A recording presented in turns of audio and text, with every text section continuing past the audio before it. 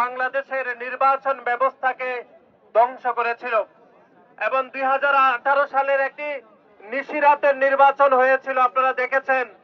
সেই নিশিরাতের নির্বাচনে আমরা দেখেছি ব্যালট পেপার আগের দিন আওয়ামী লীগের সন্ত্রাসীদের বাড়িতে আমরা দেখেছি।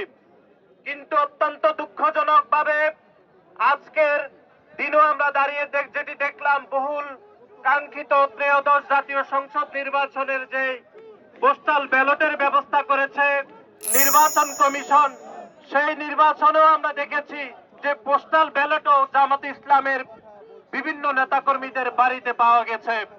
সুতরাং আমরা মনে করি 2018 সালে আওয়ামী লীগের সন্ত্রাসীদের বাড়িতে ব্যালট পেপার পাওয়া গেছে ভোটের আগে, এখনো আমরা দেখেছি 2026 সালের নির্বাচনের ব্যালট পেপারও জামাত ইসলামের বিভিন্ন নেতাকর্মীদের বাড়িতে পাওয়া যাচ্ছে।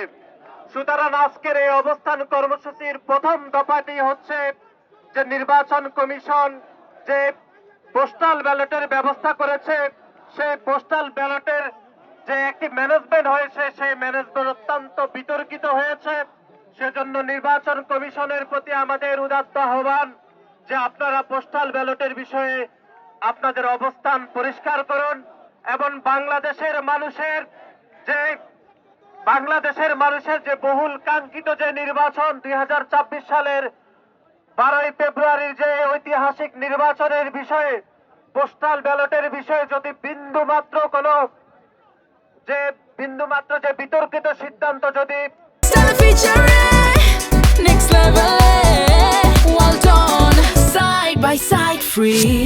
পুনর্বিবেচনা করা না হয়, যদি সঠিক সিদ্ধান্ত নেওয়া না হয়, তাহলে বাংলাদেশ জাতীয়তাবাদী ছাত্রদল তাদের অবস্থান কর্মসূচি আরো দীর্ঘায়িত করবে বলে আমরা মনে করি।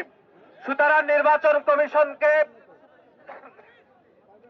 অনতিবিলম্বে পোস্টাল ব্যালট নিয়ে যে বিতর্ক তৈরি হয়েছে, সেই বিতর্ক আমরা মনে করি অনতিবিলম্বে একদম সঠিক সিদ্ধান্তের মাধ্যমে সেই বিতর্কের অবসান করা উচিত বলে আমরা মনে করি। দল এবার একটি বিশেষ রাজনৈতিক গোষ্ঠী এসে যদি তাদের সামনে এসে একটি কাগজ ধরিয়ে দেয়, তারা তাদের সিদ্ধান্ত পরিবর্তন করে নজিরবিহীন এবং বিতর্কিত সিদ্ধান্ত গ্রহণ করে এই নির্বাচন কমিশন। সুতরাং আমরা মনে করি নির্বাচন কমিশনের শক্ত অবস্থান গ্রহণ করা উচিত এবং তাদের জনগণের সামনে জবাবদিহিমূলক যে ব্যবস্থা গ্রহণের জন্য তারা যে শপথ নিয়েছেন, সেই শপথে তারা স্বাধীন থাকা উচিত বলে মনে করি এবং কোন নির্দিষ্ট রাজনৈতিক গোষ্ঠীর চাপে পড়ে যেন কোনো নজিরবিহীন এবং বিতর্কিত সিদ্ধান্ত না গ্রহণ করে, সেজন্য আমরা নির্বাচন কমিশনের প্রতি উদাত্ত আহ্বান জানাচ্ছি। আমাদের আজকের অবস্থান কর্মসূচির দ্বিতীয় দফাটি হচ্ছে, আপনারা জানেন যে বাংলাদেশে ন্যাশনাল ইলেকশন যখন হয়, যখন শিডিউল ঘোষণা করা হয়, তখন আপনারা জানেন যে বাংলাদেশের অন্য যে কোনো নির্বাচন সাময়িক সময়ের জন্য স্থগিত ঘোষণা করা হয়। আমরা দেখেছি বাংলাদেশে একটি ছাত্র সংসদ নির্বাচন যেটি আগামী 20 তারিখ হওয়ার কথা রয়েছে, সেই নির্বাচনকে কেন্দ্র করে বাংলাদেশের শিক্ষা মন্ত্রণালয় থেকে একটি চিঠি শাহজালাল বিজ্ঞান প্রযুক্তি বিশ্ববিদ্যালয়ের মাননীয় ভাইস চ্যান্সেলরের কাছে দেওয়া হয়েছিল। কিন্তু আমরা দেখেছি শাহজালাল বিজ্ঞান প্রযুক্তি বিশ্ববিদ্যালয়ের মাননীয় ভাইস চ্যান্সেলর একটি নির্দিষ্ট রাজনৈতিক দলের এজেন্ডা বাস্তবায়ন করার জন্য গত 1.5 বছর ধরে তিনি কাজ করছেন।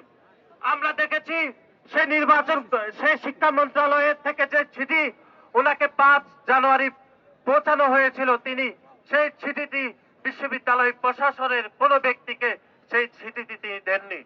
বরং নির্বাচন কমিশন থেকে যখন শাহজালাল বিজ্ঞান প্রযুক্তি বিশ্ববিদ্যালয়ের নির্বাচনকে সাময়িক সময়ের জন্য যখন বন্ধ ঘোষণা করা হয়েছিল, তখন আমরা দেখলাম একটি নির্দিষ্ট রাজনৈতিক দলের নেতাকর্মীরা এসে নির্বাচন কমিশনের সামনে দাঁড়ালো।